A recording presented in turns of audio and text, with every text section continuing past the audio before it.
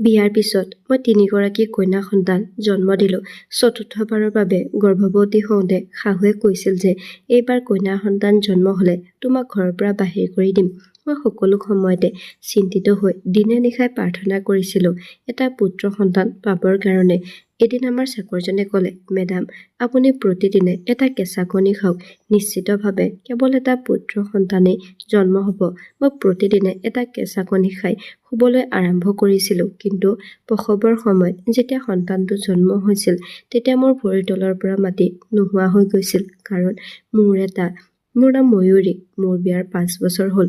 মোৰ বিয়া হৈছিল এটা অতি ধনী পৰিয়ালত। মোৰ মা-দেউতাই এই পৰিয়ালটোৰ মানুহক দেখা নাছিল আৰু পৰিয়ালটোৰ লগত আমাৰ কোনো চিনাকি নাছিল। তেওঁলোকে মাথো এই কথাটোত সুখী আছিল যে এইটো এটা বহুত ডাঙৰ ঘৰ আৰু তেওঁলোকৰ মাত্ৰ এজন পুত্ৰ আছে। য'ত মাত্ৰ এজন পুত্ৰ থাকে সেই ঘৰখনৰ সকলো দায়িত্বও বোৱাৰীগৰাকীৰ ওপৰত পৰে। এই ঘৰখনত একোৰে অভাৱ নাছিল, কিন্তু এটা কথাই জীৱনটো শান্তি নোহোৱা কৰি তুলিছিল আৰু সেয়া হ'ল মই ঘৰৰ উত্তৰাধিকাৰী এজনক জন্ম দিব লাগে।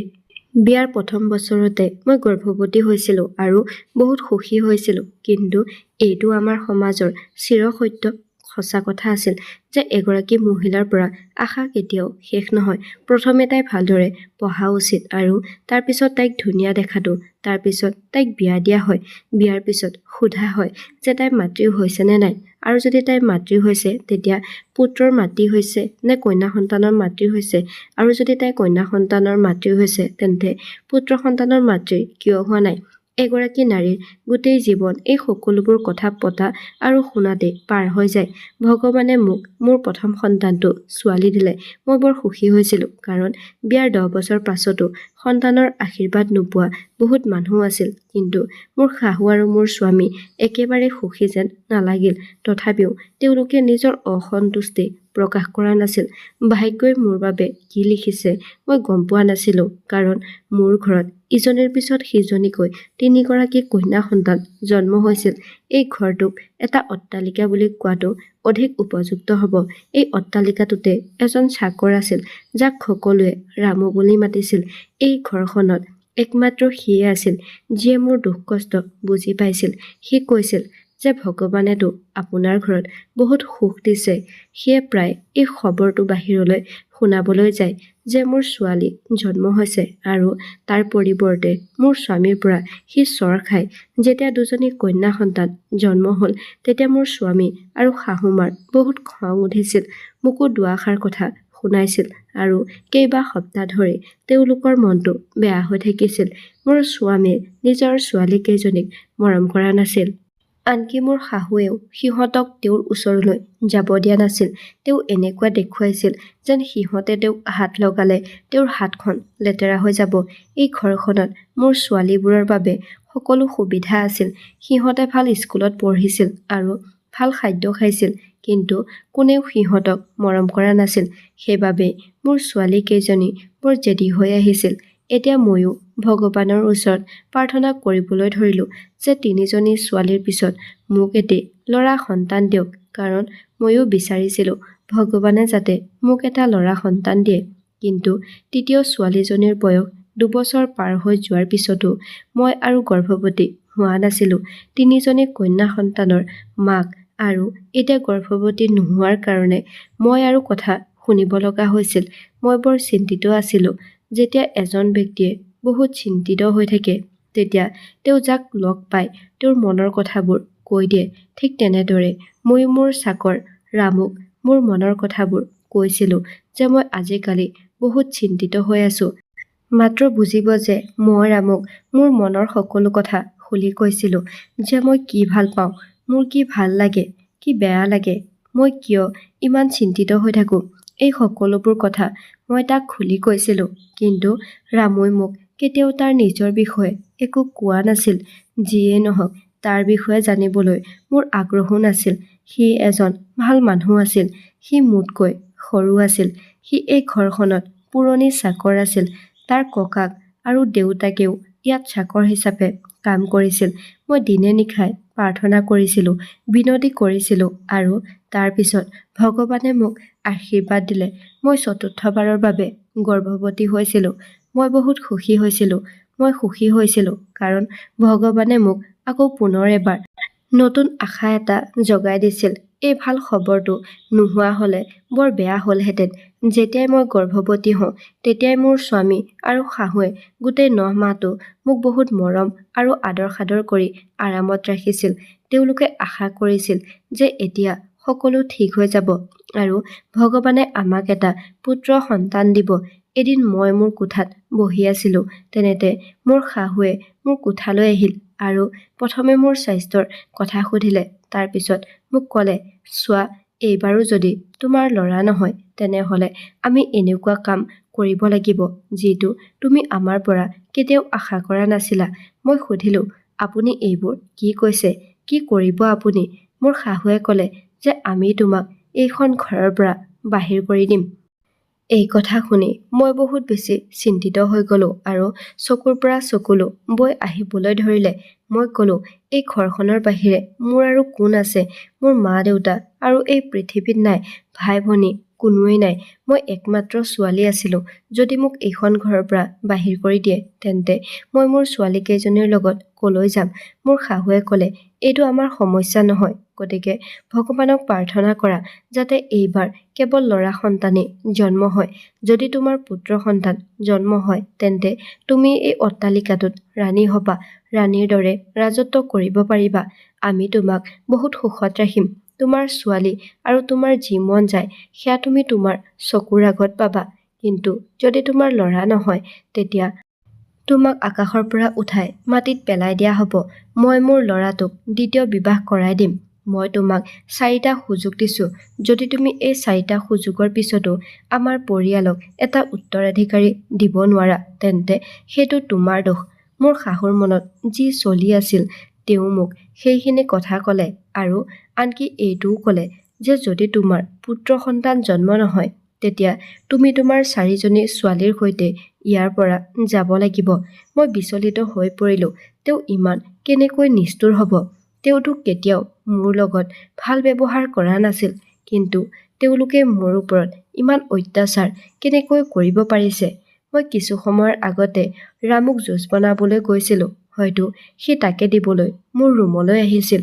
সি মোৰ শাহুৰ সকলো কথা শুনিছিল আৰু মই কান্দি থকাও সি দেখিছিল। যেতিয়া সি কোঠাটোত সোমাইছিল মই এনেকৈ কান্দি আছিলোঁ যে মই ৰৈ থাকিব পৰা নাছিলোঁ। ৰামু জুচ গিলাচ টেবুলত ৰাখিলে আৰু হাতযোৰ কৰি মোৰ সন্মুখত থিয় হৈ আছিল আৰু সি মূৰটো তলমূৰ কৰি আছিল। মই মোৰ চকু পানী মুচি ল'লোঁ। তাৰ পিছত সি ক'লে যে মেডাম, মই সকলো শুনিছোঁ। এইবোৰ বৰ নিষ্ঠুৰ মানুহ।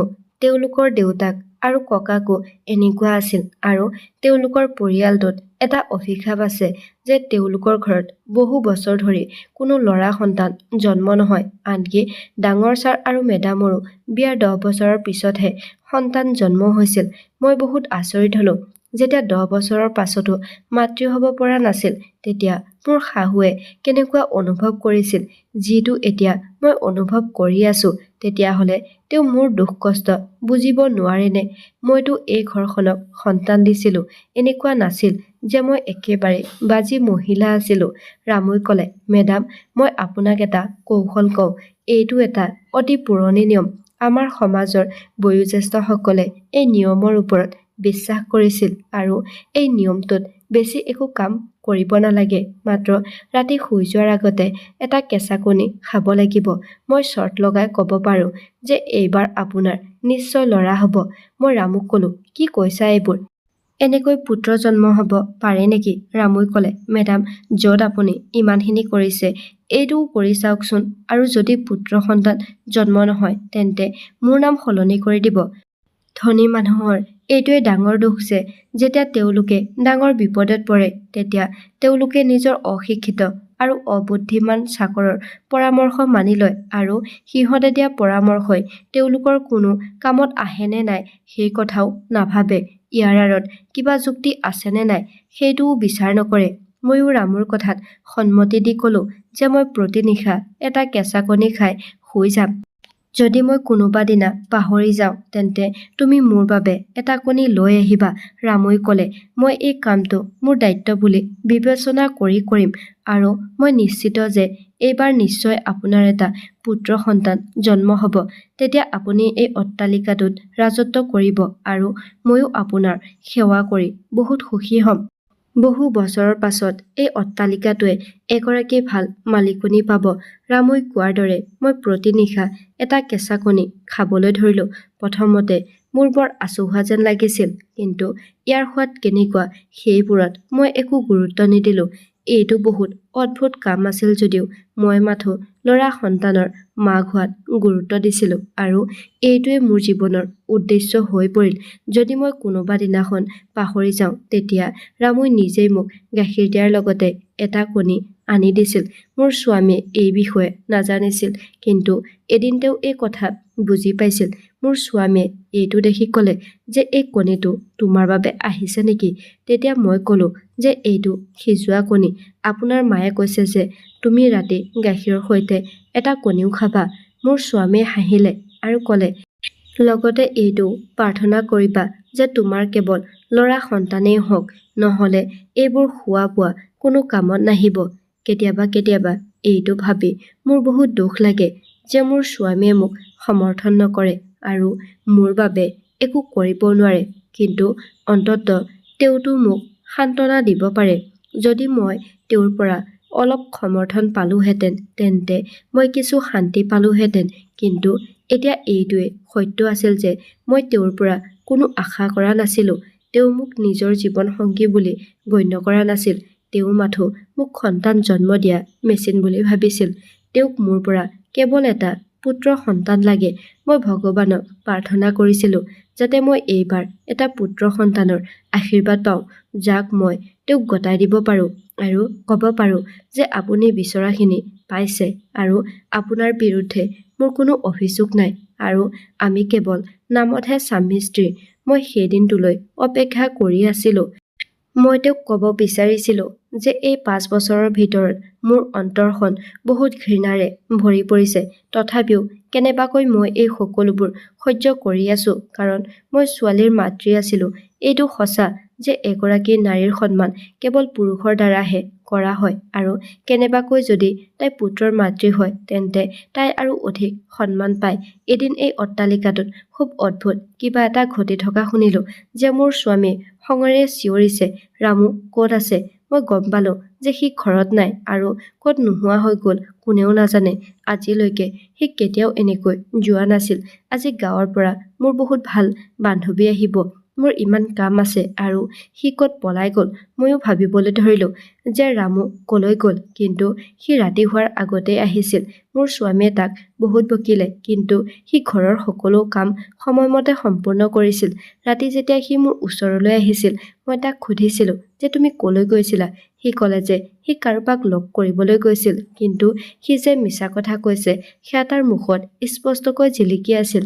ৰামুই কোৱাৰ দৰে মই প্ৰতি নিশা কেঁচা কণী খাইছিলোঁ আৰু লগতে ভগৱানৰ ওচৰত প্ৰাৰ্থনা কৰিছিলোঁ। মোৰ শাহুৱে প্ৰায়ে মানুহৰ লগত কথা পাতি থাকোঁতে কৈছিল যে হয়, তাই আকৌ গৰ্ভৱতী হৈছে। মাত্ৰ প্ৰাৰ্থনা কৰক যে তাইৰ এটা ল'ৰা সন্তান জন্ম হওক, নহ'লে মই তাইৰ নামটোৱে আমাৰ ঘৰখনৰ পৰা সম্পূৰ্ণৰূপে শেষ কৰি দিম। মই এই মহিলাগৰাকীক মই বহুত সহ্য কৰি আছোঁ। এদিন মোৰ স্বামীক সুধিলোঁ যে যদি এইবাৰো আমাৰ ছোৱালী জন্ম হয় তেন্তে আপুনি মোক সঁচাকৈ ঘৰৰ পৰা উলিয়াই দিবনে? মোৰ স্বামীয়ে মোৰ ফালে এক মুহূৰ্তৰ বাবে চাই এই পৃথিৱীৰ আটাইতকৈ নিষ্ঠুৰ কথাষাৰ কৈ দিলে। তেওঁ ক'লে যে এই ঘৰখনত মোৰ মাৰ শাসন চলে। যদি মোৰ মায়ে কয় যে তুমি এই ঘৰখনৰ পৰা যাব লাগিব, তেতিয়া মই তোমাক তালাক দি দিম। নিশ্চিতভাৱে তুমি এই ঘৰখনৰ পৰা ওলাই যাব লাগিব। মোৰ স্বামীয়ে এই কথাটো বহুত শান্তভাৱে কৈছিল, আনহাতে এই কথাটোৱে মোৰ হৃদয়ৰ ভিতৰত ধুমুহাৰ সৃষ্টি কৰিছিল। কিন্তু মই আৰু একো কোৱা নাছিলোঁ আৰু মাথো ক'লোঁ, ঠিক আছে, আপুনি যি ভাল দেখে। এয়া আপোনাৰ জীৱন, আপোনাৰ ঘৰ আৰু ছোৱালী কেইজনীও আপোনাৰ। এদিন মই এনেকুৱা কিবা এটা দেখিলোঁ যে মোৰ ভৰিৰ তলৰ পৰা মাটি নোহোৱা হৈ গ'ল। ৰাতিৰ সময় আছিল। সেই সময়ত ৰামুই মোৰ বাবে কণী আনিছিল, কিন্তু আজি সি অহাত পলম হৈছিল। মোৰ টোপনি আহিছিল। সেইকাৰণে সোনকালে কণী খাই মই শুবলৈ বিচাৰিছিলোঁ। মোৰ শেষ দিনবোৰ চলি আছিল। ৰাতিপুৱাৰ পৰাই মোৰ গাটো ভাল লাগি থকা নাছিল। মোৰ বহুত বেছি টোপনি আহি আছিল। বাৰে বাৰে ঘড়ীটো চাই আছিলোঁ, কিন্তু সময় পাৰ হোৱা নাছিল আৰু ৰামুও অহা নাছিল। তেতিয়া মই ভাবিলোঁ যে মই নিজেই গৈ চাম যে সি কি কৰি আছে, আৰু যদি তাক ক'তো দেখা নাপাওঁ তেন্তে মই পাকঘৰত মোৰ কাম কৰি উভতি আহিম। যেতিয়া মই পাকঘৰলৈ যাবলৈ আৰম্ভ কৰিলোঁ, তেতিয়া মোৰ স্বামীয়ে মোক সুধিলে যে তুমি এই সময়ত ক'লৈ যোৱা? মই ক'লোঁ যে মই খোজ কাঢ়িবলৈ যাওঁ। ভৰি দুখন বহুত ফুলি গৈছে। যদি মই অলপ খোজ কাঢ়ি দিওঁ তেতিয়া আৰাম পাম।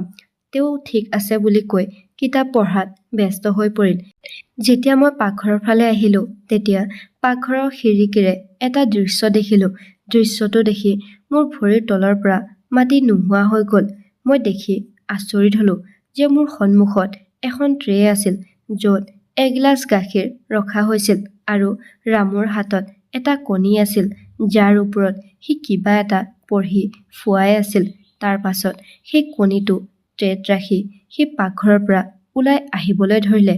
তাৰ পাছত মোক দেখি সি এনেকৈ চক খাই গ'ল, যেনেকৈ চোৰে পুলিচক দেখাৰ পিছত ভয় খায়। সি ক'লে যে মেডাম, মই আপোনাৰ ওচৰলৈ গৈ আছিলোঁ, এইটো লওক, এতিয়াই এইখিনি খাই লওক। মই তাক নম্ৰ সুৰত ক'লোঁ, তুমি যি কৰি আছিলা সেয়া মই দেখিছোঁ। কি কৰি আছিলা তুমি? মোৰ ওপৰত কিবা যাদু কৰি আছা নেকি? নে আন কোনোবাই এই সকলোবোৰ কৰিবলৈ কৈছিল? মোৰ শাহুৱে এইবোৰ কৰিবলৈ কৈছিল নেকি? হয় চাগৈ। তেওঁ ইচ্ছাকৃতভাৱে মোৰ লগত এনেকুৱা কাম কৰে, যাৰ ফলত মোৰ কন্যা সন্তানৰ জন্ম হয়, যাতে মোক এইখন ঘৰৰ পৰা ওলাই দিব পাৰে আৰু তেওঁৰ বান্ধৱীৰ ছোৱালীজনীৰ লগত তেওঁৰ পুতেকৰ বিয়া পাতিব পাৰে। তুমিতো এই ঘৰখনৰ পুৰণি কাম কৰা মানুহ। তুমি নিশ্চয় এই মানুহবোৰৰ লগত জড়িত হৈ আছা। নাজানো এই অট্টালিকাটোত কিমান ছোৱালী আহে আৰু যায়। ময়ো এইখন ঘৰৰ এগৰাকী মহিলা, যি নেকি আজি আছো কাইলৈ নাই। মই মৰো বা জীয়াই থাকো, তাক লৈ এই ঘৰখনৰ কাৰো একো ক্ষতি নহয়। তেনেহ'লে এজন কাম কৰা মানুহ মোৰ প্ৰতি কেনেকৈ ইমান বিশ্বাসী হ'ব পাৰে? মই পাগল আছিলোঁ যে তোমাৰ কথাবোৰ মানি লৈছিলোঁ। মোৰ মনত থকা সকলো খং তাৰ ওপৰত উলিয়াই দিছিলোঁ। সি বাৰে বাৰে নহয় বুলি মোৰ জোকাৰি আছিল। সি ক'লে, নাই মেডাম, তেনেকুৱা একো নহয়, মই বিশ্বাসঘাতক নহয়। সি হাতযোৰ কৰি আছিল, কিন্তু মই তাক গুৰুত্ব দিয়া নাছিলোঁ। মই হাতখন মাৰি ট্ৰেখনত থকা কণী আৰু গাখীৰ তললৈ পেলাই দিলোঁ। বস্তু পৰা শব্দ শুনি মোৰ স্বামীও পাকঘৰলৈ আহিল। মই মোৰ স্বামীক ক'লোঁ যে ইয়াক ঘৰৰ পৰা উলিয়াই দিয়ক। তেনেতে হঠাৎ মোৰ বহুত বেছি পেটৰ বিষ হ'ল আৰু মই পৰিব ওলাওঁতে মোৰ স্বামীয়ে মোক ধৰি ল'লে। তাৰ পিছত মোক হস্পিটেল লৈ গ'ল। যেতিয়া ডেলিভাৰী হৈ গ'ল, তেতিয়া মই মোৰ সন্তানটোক দেখিলোঁ। সন্তানটোক দেখি মোৰ মূৰত যেন আকাশখন খহি পৰিল তেনে লাগিল, কাৰণ এইবাৰো মোৰ এজনী কন্যা সন্তান জন্ম হৈছিল। মই বহুত জোৰ জোৰকৈ কান্দি আছিলোঁ। ডাক্তৰো বহুত আচৰিত হ'ল।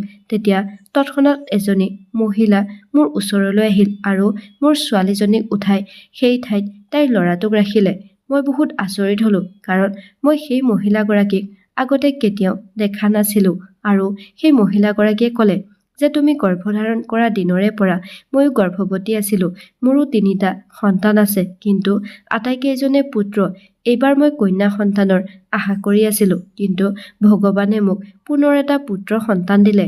ৰামুই মোক আপোনাৰ গোটেই কথাখিনি কৈছিল আৰু লগতে এইটোও কৈছিল যে আমি এই সন্তানটোক মেডামক দিব লাগিব। তেওঁ গোটেই প্লেনটো বনাইছিল। সি সকলো জানে। মই নিজকে এনেকৈ প্ৰস্তুত কৰিছোঁ যে এই সন্তানটো মোৰ নহয়, মেডামৰহে হয়, আৰু এই সন্তানটো 2 দিন আগতে জন্ম হৈছিল। গতিকে এই কথাটো কোনেও গম নাপাব যে এইটো কাৰ সন্তান। তাই নিজৰ ল'ৰা সন্তানটোক মোৰ কোলাত দি যাবলৈ ধৰিলে। তেতিয়া মই তাইক ক'লোঁ যে তুমি মোৰ বিষয়ে সকলো জানা, কিন্তু তুমি কোন হয়? তেতিয়া তাই ক'লে যে মই ৰামুৰ পত্নী। এইটো কথা শুনি মোৰ বুকু কঁপি গ'ল। মই কান্দি কান্দি তাইৰ সন্মুখত হাতযোৰ কৰি ধন্যবাদ জ্ঞাপন কৰিলোঁ, কিন্তু তাই মোৰ হাত দুখন তললৈ নমাই ক'লে যে মেডাম নাকান্দিব। মই ক'লো, তোমাৰ এই কৃতজ্ঞতাৰ বাবে মই কান্দি আছো, কিন্তু যেতিয়া তুমি মোৰ ছোৱালীজনীক তুলি লৈছিলা তেতিয়া মোৰ হৃদয়খন ভাঙি গৈছিল। তুমি তোমাৰ ল'ৰাক মোক দিবলৈ সাহস আছে, কিন্তু তুমি মোৰ ছোৱালীজনীক মোৰ পৰা কাঢ়ি নিলে মই কেনেকৈ সহ্য কৰিম। তেতিয়া তাই ক'লে যে চিন্তা নকৰিব, মই তাইক নিজৰ সন্তানৰ দৰে চোৱা চিতা কৰিম। তাই মোৰ ছোৱালীজনীক তুলি লৈ গুচি গ'ল। ময়ো ডাক্তৰৰ লগত কথা পাতি ডাক্তৰক সকলো কথা বুজাই দিলোঁ। ডাক্তৰে ক'লে যে আজিকালি এই পৃথিৱীত এনেকুৱা মানুহ নাই। যদি তোমাৰ সংসাৰখন এনেকৈ বাচি থাকে তেন্তে মই একেবাৰে মুখ নুখুলো। মোৰ স্বাস্থ্য ভাল হোৱাত শাহুৱে মোক কোৱাৰ দৰে মোক ৰাণীৰ দৰে ঘৰলৈ নিয়া হৈছিল আৰু মোৰ সকলো কথা মানি চলিছিল। মোৰ স্বামীয়ে নিজৰ পুত্ৰক পাই বৰ আনন্দিত হৈছিল আৰু মোৰ ছোৱালী কেইজনীকো আদৰ সাদৰ কৰিবলৈ ধৰিলে। মই ৰামুক ক'লো যে মোক ক্ষমা কৰি দিবা, মই তোমাক খঙতে নাজানো কি যে কৈ পালো। সি ক'লে, মেডাম কোনো কথা নাই, মই আপোনাক অকণো বেয়া পোৱা নাই।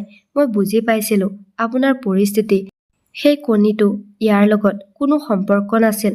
মই মাত্ৰ ভাবিছিলো যে মই মোৰ সন্তানক আপোনাৰ কোলাত ভৰাই দিম, কিন্তু মই যদি আপোনাক আগতে এই কথা ক'লোহেঁতেন তেন্তে আপুনি কি ভাবিলেহেঁতেন। ইয়াৰ উপৰিও মই আশা কৰিছিলো যে ভগৱানে আপোনাক পুত্ৰ সন্তান দিব, কিন্তু যেতিয়া গম পালো যে আপোনাৰ কন্যা সন্তান জন্ম হৈছে তেতিয়া মই মোৰ পত্নীক তৎক্ষণাত আপোনাৰ ওচৰলৈ পঠিয়াই দিলো। মই বিয়া পাতিছো, কিন্তু এই কথা মই কেতিয়াও কাকো কোৱা নাছিলো। আপোনাৰ ছোৱালী আমাৰ ঘৰত নিৰাপদ হৈ থাকিব আৰু আমি যেতিয়া 3জন ল'ৰাৰ পিছত ছোৱালী পাইছো তেতিয়া এইটো স্পষ্ট যে তাই আমাৰ ঘৰত ৰাণীৰ দৰে থাকিব। আপুনি চিন্তা নকৰিব, আপোনাক লগ কৰাবলৈ মই তাইক লৈ আনিম। তাক মই বহুত ধন্যবাদ দিলো। মোৰ শাহু আৰু স্বামীয়ে যি বিচাৰিছিল সেইখিনি পালে। মই এতিয়া এই ঘৰটোৰ ৰাণী আছিলো। এদিন আমাৰ ঘৰলৈ এজাক ধুমুহা নামি আহিল। মোৰ শাহু আৰু স্বামীয়ে গাড়ীত বহি ক'ৰবালৈ গৈ আছিল। তেনেতে তেওঁলোকৰ গাড়ীখন দুৰ্ঘটনা হয় আৰু দুয়োজনে এই পৃথিৱীখন এৰি গুচি যায়। মই মনতে ভাবিলো হয়তো ভগৱানে তেওঁলোকক মোৰ ওপৰত কৰা অত্যাচাৰৰ শাস্তি দিলে। এতিয়া মই এই অট্টালিকাটোৰ মালিক, গোটেই অট্টালিকাটো মোৰ আছিল।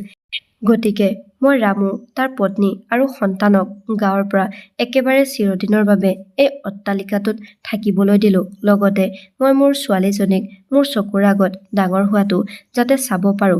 সময়ৰ গতিত সকলো ল'ৰা ছোৱালী ডাঙৰ হৈ আহিল আৰু মই মোৰ সৰু ল'ৰাটোক ৰামুৰ ছোৱালীজনীৰ লগত বিয়া কৰাই দিলো। এইদৰে মই মোৰ চতুৰ্থ ছোৱালীজনীকো ঘূৰাই পালো। সি তাৰ কৰ্তব্য বহুত ভালদৰে পালন কৰিছিল। কেৱল মোক সহায় কৰিয়েই নহয়, এই ল'ৰা ছোৱালীবোৰক ডাঙৰ দীঘল কৰাত সি মোক বহুত সহায় কৰিছিল। এতিয়া আমি সকলো বহুত সুখী। ভগৱানক প্ৰাৰ্থনা কৰিব যাতে সদায় আমি এনেকৈয়ে থাকিব পাৰো।